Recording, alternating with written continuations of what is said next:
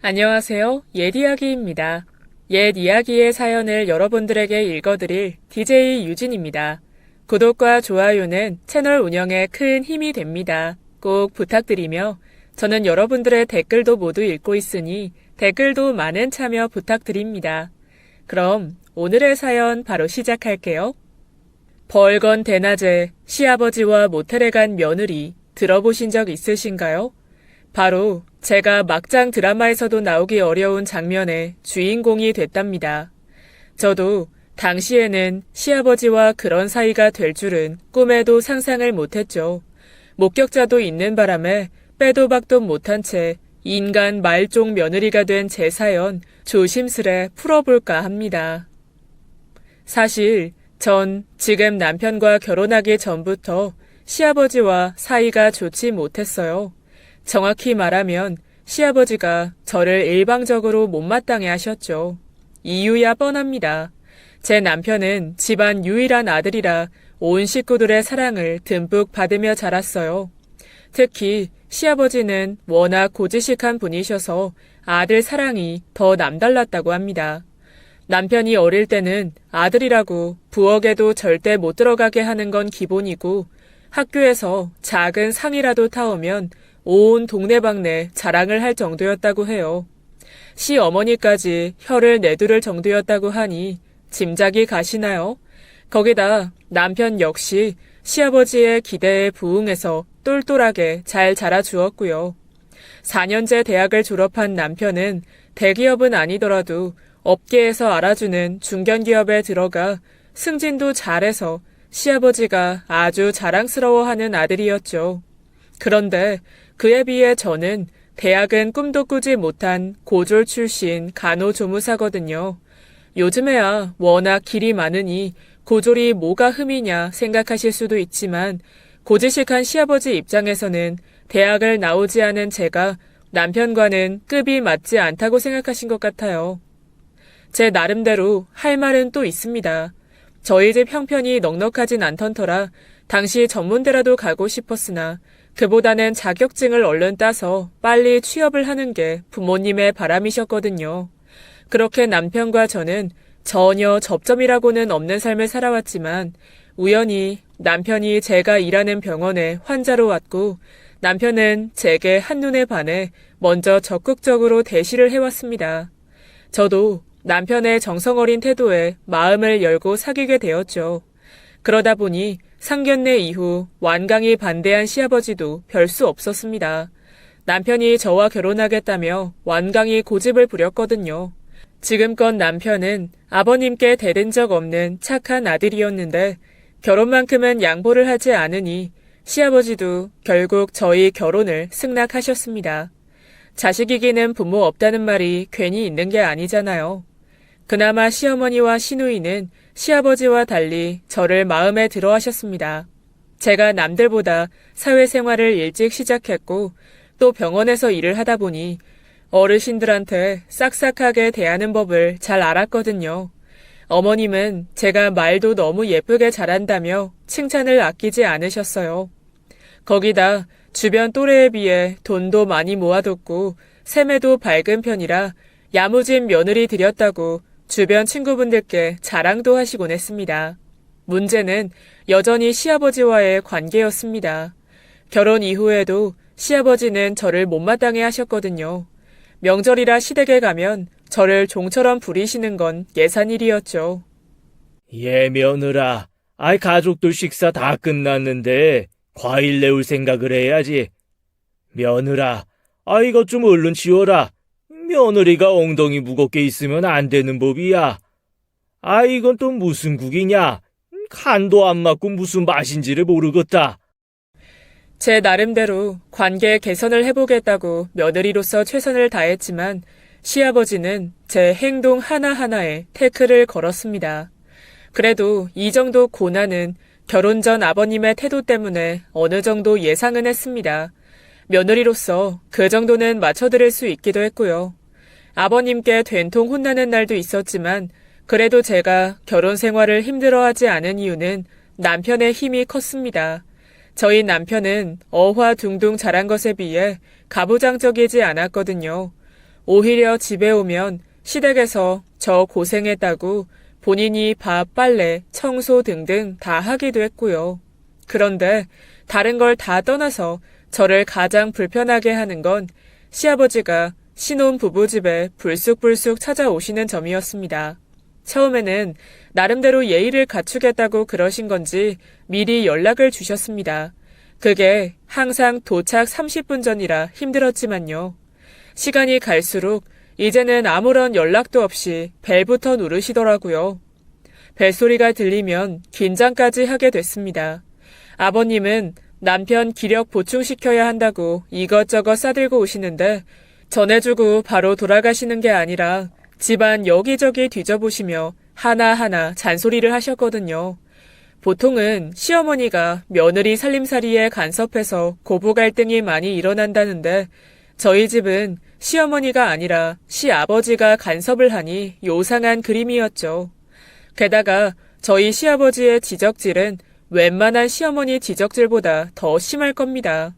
제가 어련히 남편 잘 챙겨줄 텐데도 제 모든 것이 다 마음에 안 드시는지 먼지 쌓인 곳 찾아내서 청소 안 한다고 트집 잡는 건 물론이고 남편 식단이나 영양제까지도 간섭하시더라고요. 아이고, 냉장고 이게 뭐냐? 냉동 만두하며, 직접 해 먹을 생각을 해야지. 그건 정우 씨가 좋아해서 사다 둔 거예요, 아버님. 제가 이것저것 많이 해주고 있어요. 너무 걱정 마세요. 말은 누가 그렇게 못하니? 볼 때마다 냉동식품이 있더라. 정우는 과일 좋아하는데, 과일도 몇 개 없고. 최근에 먹어서 그래요. 또 사다 둘게요. 미리미리 사둬야지, 변명은.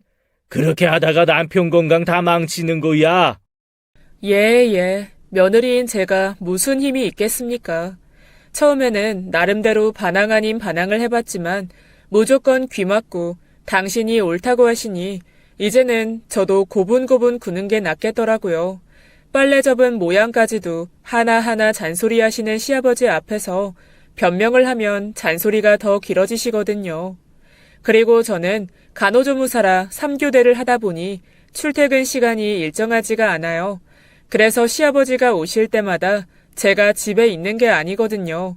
마음으로는 당연히 아버님과 마주치지 않는 게 편하지만 그래도 막상 제가 집에 없는 시간에 시아버지가 찾아오시면 난감하더라고요. 저 없을 때 또 이것저것 살펴보고 트집 잡으실 것 같아 걱정도 됐죠. 처음에는 죄송하다고 다음에 다시 오시라고 말씀드렸는데 이런 일이 여러 번 반복되다 보니 내가 도둑도 아닌데 비밀번호 알려주는 게 그리 어려운 일이냐? 며느리가 돼서 일이 정없이 굴어야겠어. 너 귀찮게 안 할 테니 그냥 번호 여기 적어두거라. 이렇게 집 비밀번호를 알려달라고 호통을 치시더군요. 그래도 비밀번호까지 알려드리면 고생길이 더 훤할 것 같아 단호하게 거절했습니다. 한번 받아주기 시작하면 나중에는 시댁 들어와서 살라고 할까봐요. 아버님, 제가 제 업무 스케줄 나오면 알려드릴 테니까 가능하면 그때 맞춰서 오세요. 저희 부부 사생활도 있는데 비밀번호는 좀 아닌 것 같아요. 죄송합니다. 허이 참. 평소 고분고분하게 굴던 제가 이번에는 완강한 태도를 보이니 시아버지는 기가 차다는 듯 반응하시면서도 알겠다며 돌아가셨죠. 그런데 웬걸 남편을 구슬려서 알아내신 건지 아니면 전에 한번 같이 마트를 다녀왔다가 제가 비밀번호 칠 때 보고 외우신 건지 어느 날 비밀번호 누르는 소리가 들리더니 시아버지가 저희 집에 들어오시더라고요. 어머, 아버님, 비밀번호는 또 어떻게 알아내신 거예요? 이러시면 제가 너무 불편해요. 제가 집에 있는 스케줄도 알려드렸잖아요. 아내가 그런 거 언제 일일이 다 기억하고 있냐? 이거 오늘 나온 신선한 즙이라 얼른 가져왔지. 정우 퇴근하고 오면 그때마다 챙겨줘.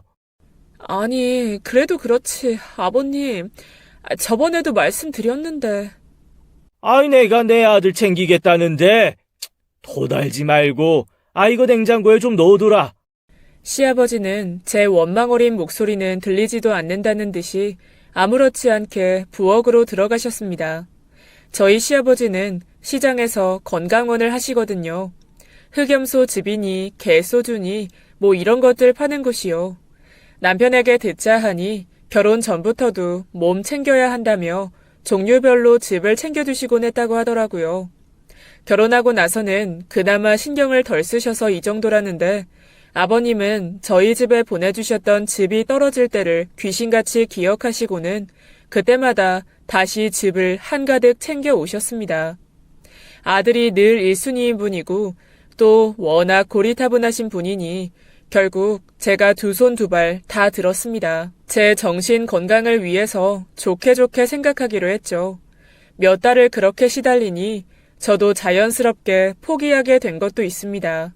어차피 제가 집에만 있는 사람도 아니고 매번 제 스케줄 말씀드리며 시아버지 오는 시간을 신경 쓰기보다 마음대로 하시는 편이 차라리 나을 수도 있으니까요. 남편도 시아버지의 그런 모습에 늘 제게 미안하고 고맙다며 표현하니 시아버지 때문에 화가 나다가도 금세 누그러졌습니다. 남편 하나 보고 진행한 결혼이었으니 남편과의 결혼 생활에 더 집중해야겠다는 생각도 들었죠. 그래도 제가 시아버지께 몇 번을 말씀드리니 전처럼 곧바로 비밀번호를 누르지 않고 벨부터 눌러보시더라고요. 물론 벨을 눌렀을 때 사람이 없으면 비밀번호를 쳐서 들어오셨죠. 고집스러운 아버님이 나름대로 타협을 본 것일 테니 저도 더 이상 얘기하지는 않았습니다. 아버님의 행동 변화도 있었거든요. 결혼 초기 때처럼 제게 트집 잡던 행동도 많이 줄어들었던 데다 종종 저 먹으라고 건강원에서 즙을 챙겨주시기도 했습니다. 시아버지와 저는 첫 단추부터 잘 맞지 않은 관계였지만 아주 느린 속도로 서로를 조금씩 받아들이는 듯 했어요. 시간이 점차 흐르고는 저 역시 시아버지의 갑작스러운 방문에 무심해졌습니다. 일도 한창 바쁠 때라 시아버지와 마주칠 일이 생각보다 그리 많지는 않더라고요. 그러던 어느 날 정말이지 큰 문제가 발생하고 말았습니다. 그날을 생각하면 지금도 창피해서 숨고 싶어요. 누가 기억을 사갔으면 좋겠다는 말도 안 되는 상상을 많이 할 정도로 잊고 싶은 일입니다. 그날은 오후 출근이라 낮에 집에 있었거든요. 여유 부리며 TV도 보고 점심도 먹다가 출근 준비를 할 겸 샤워를 하러 화장실로 들어갔습니다. 하필이면 그때 시아버지가 방문하신 거예요. 샤워기 소리에 묻혀 벨이 울리는 것도 전혀 알아채지 못했죠. 시아버지는 벨을 눌러도 안에서 응답이 없으니 사람이 없을 거라고 생각하고 평소처럼 비밀번호를 누르고 들어오셨어요. 그러는 사이 저는 샤워를 끝내고 알몸으로 나왔습니다. 시아버지께서 집안에 들어오셨을 거라고는 전혀 예상도 하지 못한 채요. 화장실 문을 열었는데 건강원에서 가져오신 즙을 바닥에 내려두고 있는 시아버지의 모습이 눈에 들어오는 겁니다. 순간 뇌가 정지하는 듯 했습니다. 너무 놀라서 몸부터 가려야겠다는 생각에 주저앉으며 소리를 질렀습니다. 아, 엄마야! 경황이 없던 터라 화장실로 다시 들어갈 생각은 못하고 그저 몸 가리기에 급급했습니다. 아이고, 미안하다. 시아버지 역시 너무 놀라셨는지 허둥지둥 하시다가 그대로 나가버리시더라고요. 삐리릭 현관문이 닫히는 소리가 들렸고 이제야 정신이 좀 드는 느낌이었습니다. 수치심에 얼굴이고 몸이고 열이 다 오르더군요. 사춘기 이후로는 친정 아버지한테도 몸을 보일 일이 없었는데 30대에 느닷없이 시아버지 앞에서 알몸을 내보이게 될 줄 상상이라고는 했겠어요? 시아버지도 이럴 일이 생길 줄은 생각도 못하셨겠지만 제가 누누이 말씀드리긴 했잖아요. 마음대로 찾아오지 말라고. 제 의견을 존중하지 않은 시아버지 때문에 결국 이 사달이 났다고 생각하니 너무 화가 나더라고요. 이번 일로 트라우마가 생겨 앞으로 집에서 맘 편히 샤워도 못하게 될까 두렵기도 했습니다. 집으로 돌아가신 아버님은 당신도 민망하신지 연락은 안 하시더라고요. 그래도 이렇게 일을 묵히기에는 제가 억울해서 밤에 잠이 안 올 것 같았습니다. 남편이 퇴근하고 돌아오자 전 남편을 불러 진지하게 얘기했어요. 여보, 여기 앉아봐. 나 할 말 있어. 지금껏 그래도 계속 참아왔는데, 이제 정말 아버님 행동 못 참겠어. 아빠가 또 잔소리 심하게 했어. 아니, 무슨 일인데 그래? 아버님이 우리 집 비밀번호 아시잖아. 나 오늘 샤워 중이었는데 들어오신 거야. 난 그것도 모르고 알몸으로 나왔는데 아버님이랑 제대로 마주쳤어. 나 미쳐 진짜. 어떡할 거야. 너무 수치스러워. 뭐? 그래서 어떻게 됐어? 나도 아버님도 둘 다 놀랐지. 난 그대로 주저앉았고 아버님은 바로 나가셨어. 나 이제 시댁은 어떻게 가? 내가 그렇게 말씀드렸는데도 또 들어오셔가지고. 여보 많이 놀랐겠다. 내가 이번에 확실히 말씀드려서 다시는 이런 일 없도록 할게. 전 그간 시아버지께 구박받았던 일까지 생각나 말하다 보니 눈물까지 뚝뚝 흘리고 말았습니다. 남편 앞에서 운 건 또 처음이라 남편도 많이 당황했어요. 남편도 그간 나름대로 시아버지와 제 사이를 중재해보려고 노력은 했지만 고지식한 본인 아버지의 똥꼬집을 쉽게 꺾을 수 없었죠. 남편이 제 편을 들면 아버님은 또 아버님대로 서운한 티를 팍팍 내셨으니까요. 그래도 이번에는 문제가 정말 심각하다고 생각했는지 남편이 저를 다독이고는 곧바로 시댁에 전화를 하더군요. 그래. 웬일이니? 엄마, 오늘 무슨 일 있었는지 들으셨어요? 일은 무슨 일? 그건 그렇고 너 아빠가 오늘 가져다 준 즙은 먹어봤니? 요즘 야근 많이 한다던데 꼭 챙겨 먹어. 그게 중요한 게 아니라요. 오늘 아빠가 또 우리 집에 마음대로 들어왔다가 오키 알몸을 봤대잖아. 뭐라고? 그게 무슨 소리야? 지금 얘가 울고불고 난리 났어. 부끄러워 죽겠다고. 아빠 옆에 있어요? 아빠랑 얘기 좀 해야겠어. 시아버지는 남편 전화 절대 안 받겠다고 피하셨지만 남편이 전화 받을 때까지 버틸 거라 으름장을 놓자 그제야 겨우 받으셨습니다. 아버님의 풀죽은 목소리가 들렸죠. 아빠도 그래. 며느리가 싫다고 그렇게 얘기했으면 좀 들으셔야죠. 그러니까 오늘 같은 일이 생긴 거 아니야. 저 건강 챙겨주시는 건 알겠는데 이제는 제가 알아서 할게요. 앞으로 무작정 찾아오지도 마시고요. 전화 너머로 시어머니가 시아버지께 잔뜩 화난 목소리로 말씀하시는 소리가 들렸습니다. 원래 시어머니는 시아버지와는 다르게 오히려 쿨하신 분이시고 저희 부부 일에 그다지 관심이 없으세요. 시아버지가 저희 집에 즙 가져다 주시러 몇 번 오가는 정도는 아시지만 저희 집 비밀번호까지 알아내서 마음대로 들어오시는 것까지는 모르셨어요. 이번에 남편이 말해서 알게 된 거죠. 어휴, 인간아. 언제 또 아들 집 비밀번호까지 알아내서 그랬대? 내가 못 살아, 정말. 며느리 얼굴 어떻게 보려고 그래? 한 차례 소동 후 전화는 끊겼습니다. 남편도 저에게 앞으로 이런 일이 다시는 없을 거라며 바로 현관 비밀번호도 바꿔버렸습니다. 확실히 제 편을 들어준 남편과 저 대신 아버님을 제대로 혼내신 어머님 덕에 기분은 좀 풀렸지만 앞으로 시댁에 간다는 게 꺼려졌어요. 시아버지 보면 자꾸만 오늘 일이 떠오를 것 같았거든요. 시아버지도 이번 일에 본인이 크게 실수했다는 걸 인지하신 건지 그 이후로는 저희 부부집에 일절 찾아오시지 않았습니다.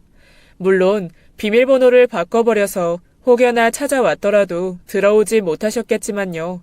어찌됐든 저 역시 시아버지를 가능한 한 만나고 싶지 않아서 전처럼 시댁에 자주 가지도 않았어요. 남편도 제 눈치를 보느라 특별한 일이 아니고서는 시댁 가자는 말도 잘 못했죠.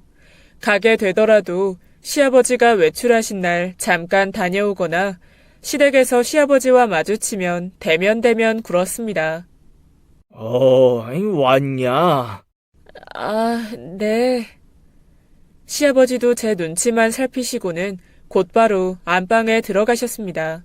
시댁에 모이면 이야기꽃 피우느라 웃음이 끊이질 않았는데 저와 시아버지 관계가 어색해지니 자연스레 시댁 분위기도 조용해졌어요. 그렇게 반년은 흐른 것 같네요. 그래도 시간이 약인지 소위 알몸 사건은 제 기억에서 많이 잊혀졌습니다. 말도 안 통하고 고집만 피우시던 시아버지가 이제는 저만 보면 도망가기 바빴고 늘 가족들 눈치 보느라 기죽어 계시는 게 마음에 걸리기도 했어요. 시아버지도 일부러 그러신 건 아닐 텐데 언제까지 이렇게만 지낼 수는 없다는 판단에 결국 시아버지와 대화를 해보려고 건강원에 찾아가야겠다고 결심했습니다. 이때만 해도 전 이렇게 큰 소용돌이에 휩쓸릴 거라고는 생각도 하지 못했어요. 그날은 제가 비번이라 평일 낮에 시아버지가 계신 시장으로 갔죠. 버스를 타고 가는 길에 어떻게 말을 해야 할지 고민을 많이 했습니다. 제가 먼저 화해의 손을 내밀었다가 되레 만만해 보이는 건 아닐지, 혹은 반대로 아버님도 내심으로는 제가 먼저 다가와 주시기를 바라시는 건 아닌지 여러 생각이 교차했습니다. 시장에 도착했을 즈음 처음 결심한 대로 먼저 화해의 손길을 내밀자는 결론에 이르렀습니다. 제가 만약 그날 시아버지 입장이었다면 면목이 없어서 먼저 말 걸기가 어려웠을 것 같았거든요. 그날 시장은 유독 사람이 많았습니다. 그런데 저희 시아버지가 운영하시는 건강원 앞에 사람들이 유독 몰려있는 거예요. 사람들은 건강원 입구를 둘러싸고 웅성거리고 있었고 그 앞에서는 큰 소리가 나고 있었어요. 무슨 일인가 싶어 한달음에 달려갔습니다. 가까이 가보니 손님으로 보이는 중년의 아주머니와 시아버지가 다투고 있더라고요. 이것은 사기꾼 아니야. 아무 효과도 없는 약을 다 좋다고 팔아도 돼? 손님, 저번에는 아드님 효과 잘 봤다고 사가셨잖아요. 제가 다 기억하는데. 그건 그거고, 아저씨, 지금 나랑 장난해? 내가 이거 얼마를 주고 샀는데, 이렇게 효과가 없을 줄 알았으면 샀겠어? 당장 환불해! 그래도 그렇지. 이렇게 거의 다 드셔놓고 그러시면 환불 못 해드립니다. 그럼 먹어보고 환불하지. 안 먹어보고 환불하냐? 이 사기꾼 놈이? 그래도 죄송한데 그거는. 뭐? 죄송? 이게 죄송한 사람 태도야? 다 됐고 환불해 달라고. 얼마 전 건강원에서 사간 즙이 효과가 없었던 건지 중년 아주머니는 있는 대로 열을 내더라고요. 제대로 대응도 못하고 어쩔 줄 몰라 하는 아버님 모습이 안쓰러웠습니다. 거기다 건강원에서 판매하는 즙이 만병통치약도 아닌데 무작정 반말에 욕설까지 섞어가며 환불을 요구하는 아주머니 태도는 용납할 수가 없었어요. 막상 저렇게 당하고만 있는 시아버지를 보니까 그래도 며느리로서 남일처럼 구경만 해서는 안 되겠더라고요. 결국 끼어들어 중년 아주머니에게 한마디 했습니다. 저기요 아주머니, 말씀이 너무 지나치시네요.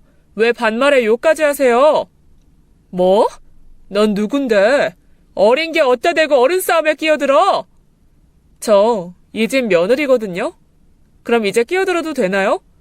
그리고요, 저희 아버님한테 그렇게 함부로 대하지 마세요. 듣자 하니 사갔다는 집도 거의 다 드셨다면서요. 그래놓고 환불하는 건 도리가 아니죠. 시아버지는 제가 갑자기 나타나자 놀란 눈빛으로 저를 보시더라고요. 몇 달을 말도 잘 섞지 않았던 며느리가 싸움판까지 끼어들어서 스스로 건강원 며느리라고 소개까지 했으니 놀라실 만도 하죠. 소리를 고래고래 지르던 그 중년의 아주머니도 제가 며느리라고 하자 잠시 당황하시더니 다시 제게 삿대질을 하며 소리치기 시작했습니다. 뭐? 그래서 며느리면 다야? 어린 것이 버르장머리도 없이 어디서 따박따박 말대꾸야? 딱 보니 콩가루 집안이네. 아버님 앞에서는 늘 얌전하고 고분고분한 며느리로 살았지만 전 오랜 시간 간호조무사로 일하며 진상들은 숱하게 만났거든요. 소리만 지를 줄 아는 중년 여자는 워낙 자주 봤습니다. 기본적으로 제가 그렇게 호락호락한 성격은 아니었기 때문에 같이 반말하며 대응했어요. 그래, 며느리면 다지. 당신 하는 짓 보니까 자식들 어떻게 컸는지 안 봐도 뻔하네. 당신 같은 엄마 밑에서 자란 애들도 불쌍하다, 불쌍해. 제 말에 아주머니는 얼굴이 울그락불그락 하더니 저한테 덤벼들어 머리채를 잡았습니다. 아, 이 아줌마가 미쳤나? 악 소리가 절로 나올 만큼 세게 잡힌 머리채에 눈물까지 찔끔했어요.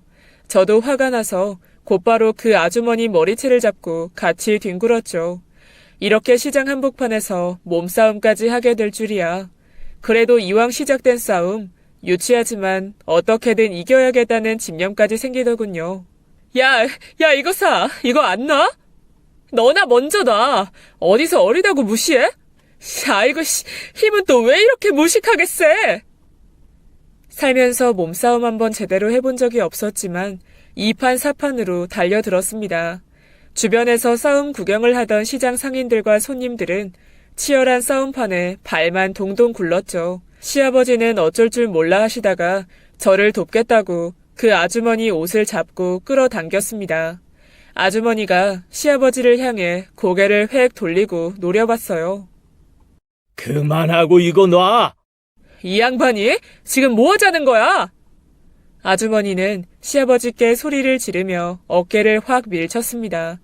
그 순간 시아버지는 중심을 잃고 뒤로 쓰러져 버렸죠. 쾅.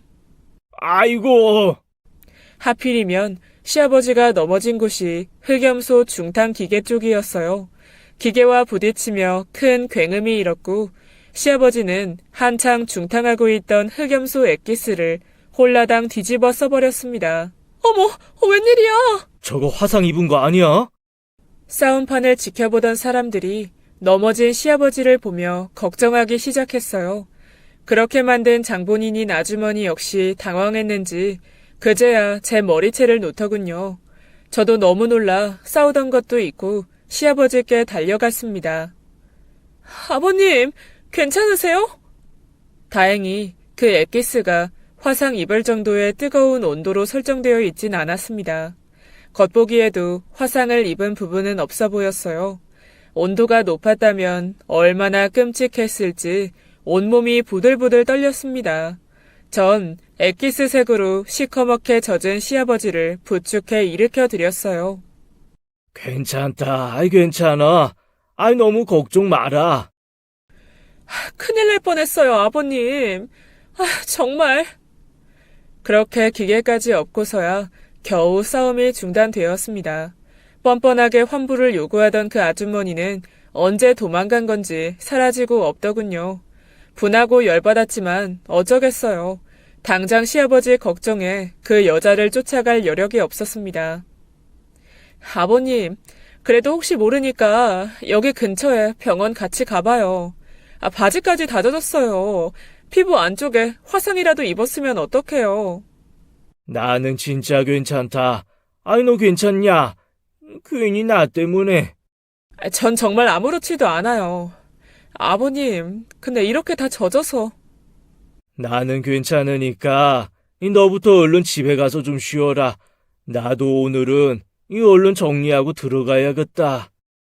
시아버지는 오히려 저를 걱정하시며 말씀하셨죠. 아무리 그래도 시아버지를 저렇게 두고 혼자 집에 올 수 있겠어요? 가방에 챙겨왔던 휴지를 꺼내 얼굴이나 팔을 조금이나마 닦아드리고 있었습니다. 그렇게 상황이 좀 진정되자 이제야 저와 시아버지의 몰골이 눈에 들어오더라고요. 옆 가게에 붙어있는 거울을 보자 웬 거짓골을 하고 있는 여자가 있는 겁니다. 머리채는 또 어찌나 꼼꼼히 잡혔던지 폭탄 맞은 머리마냥 헝클어져 있었고 입고 간 가디건도 올이 풀린 채 늘어져 있었습니다. 새로 산 가디건인데 엉망이 된 모양을 보니 또 열이 확 받더라고요. 아까 머리채를 제가 먼저 잡을 걸 그랬나 봐요. 그런데 거기서 끝이 아니었습니다. 거울을 보며 대충 머리라도 정돈하고 있는데 코에서 뜨거운 것이 주르륵 흐르는 게 아니겠습니까?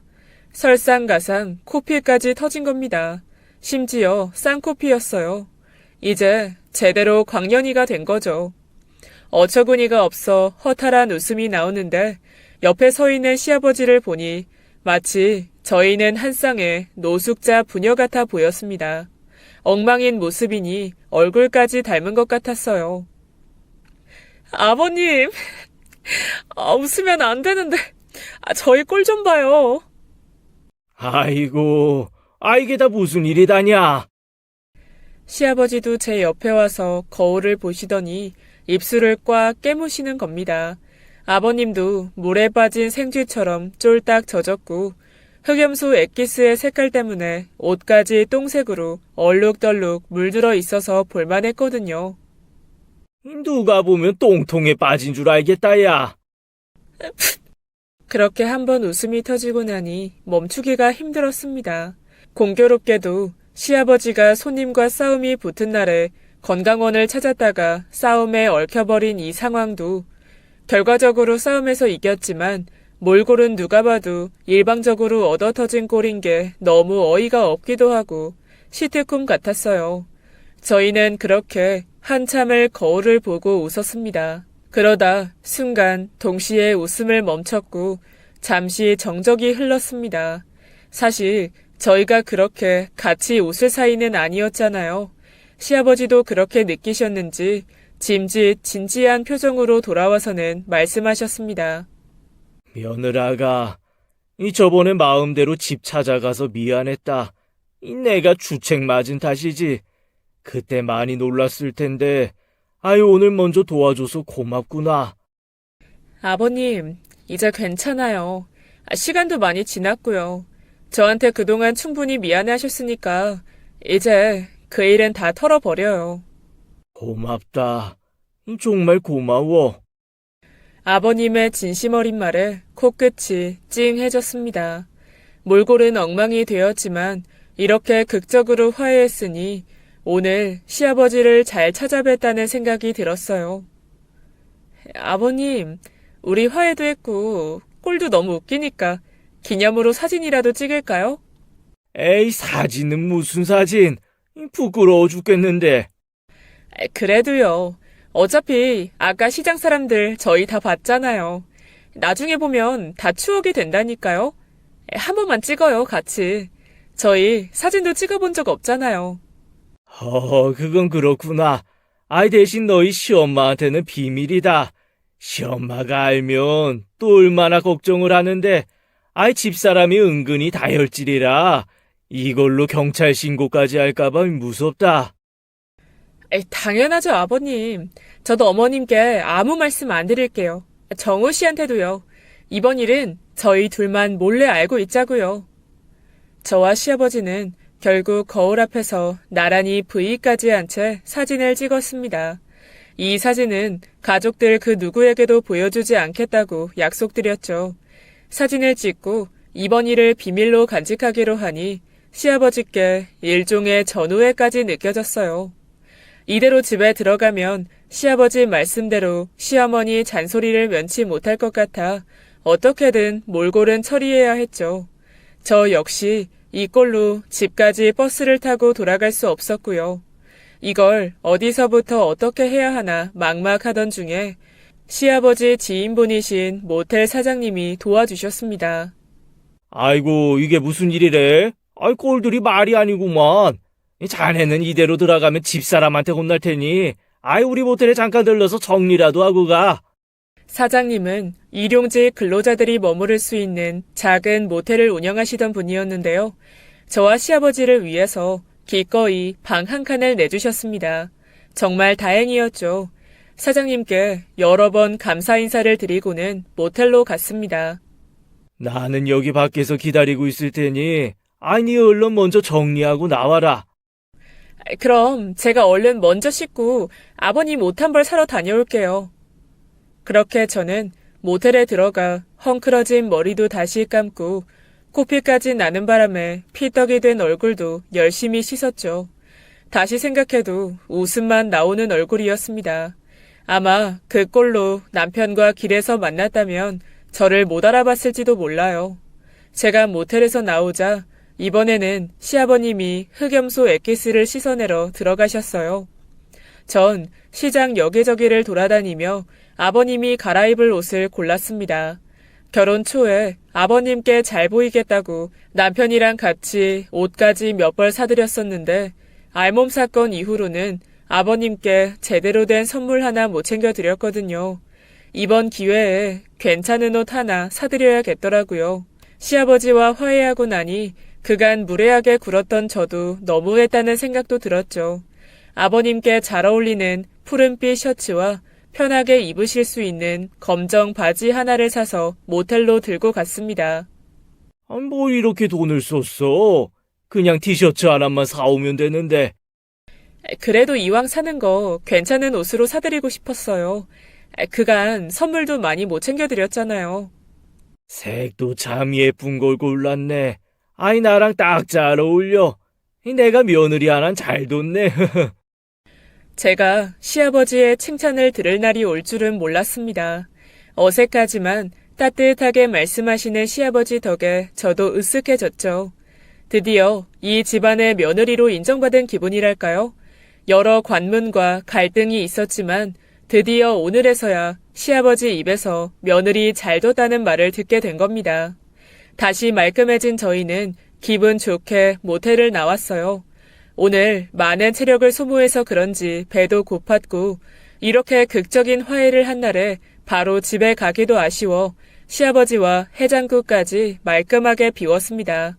그간 아버님과 단둘이 얘기할 일이 많지 않아 잘 몰랐는데 저희는 통하는 면도 많았습니다. 해장국에는 무조건 깍두기 국물부터 넣는 거요. 해장국이 테이블에 올라오자마자 누가 먼저랄 것도 없이 동시에 깍두기 그릇을 잡았거든요. 그때도 또 한 번 빵 터졌네요. 아버님, 그럼 조심히 들어가세요. 그래. 이 덕분에 나도 재밌었다. 조만간 만난상 차려줄 테니 놀려와라. 그날 오후에 시어머니께 전화가 왔습니다.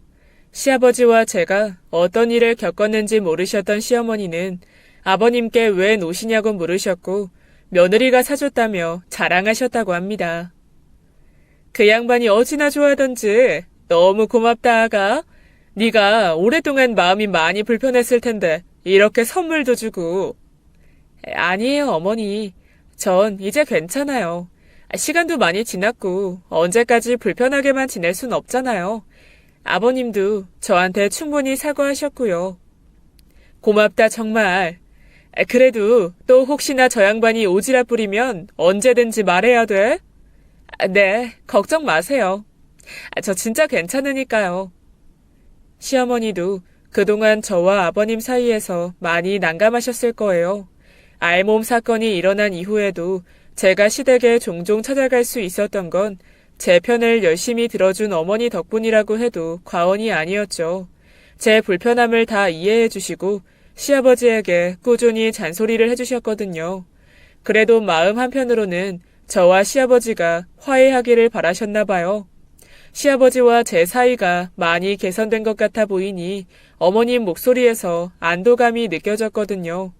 그렇게 저는 다시 일상을 회복했고 전처럼 시댁도 자주 방문하며 잘 지내게 됐습니다. 시댁에 갈 때마다 저와 시아버지는 눈빛을 교환하며 킥킥거리고 웃기도 했습니다. 시댁 식구들 아무도 모르는 비밀을 몰래 공유하고 있는 게 재밌었죠. 그러나 일은 여기서 끝이 아니었습니다. 평화를 되찾은 지 얼마 되지 않았는데 시어머니가 갑자기 저와 남편을 부르더군요. 남편 말로는 목소리가 많이 안 좋았다고 무슨 심각한 일이 있는 것 같다고 했습니다. 시댁에 도착하니 살벌한 분위기가 느껴질 정도로 집안이 조용했어요. 그래, 왔니? 니네 여기 앉아봐라. 시어머니 목소리는 가시가 잔뜩 박힌 것처럼 뾰족했습니다. 옆에 앉은 시아버지와 시누이도 시어머니 눈치를 보며 안절부절 못하고 있어 더 긴장됐죠. 어머님, 무슨 일 있으세요? 네가 먼저 말해봐라. 네가 잘 알 테니까. 그게 무슨 말씀이세요? 저 드릴 말씀이 없는데. 내가 다 들은 게 있는데 거짓말할 셈이니? 꼭 이걸 내 입에서 말하게 해야겠니? 전 여전히 무슨 말인지 이해할 수 없어 어머님이 입을 열기만을 기다렸습니다. 그런데 전 생각지도 못한 말씀을 하시는 거예요.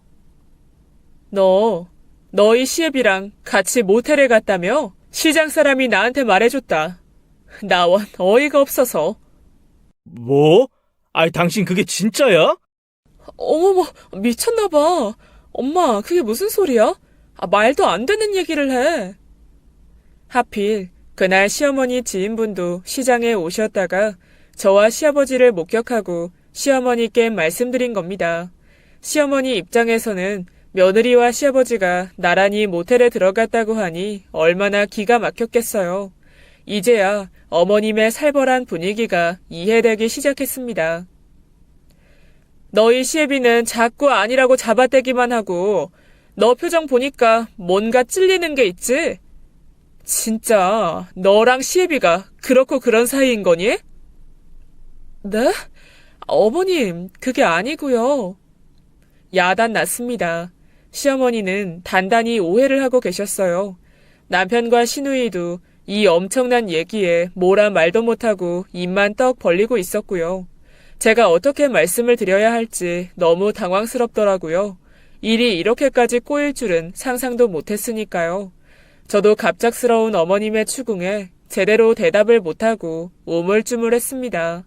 그러자 결국 옆에서 시아버지가 입을 열었습니다.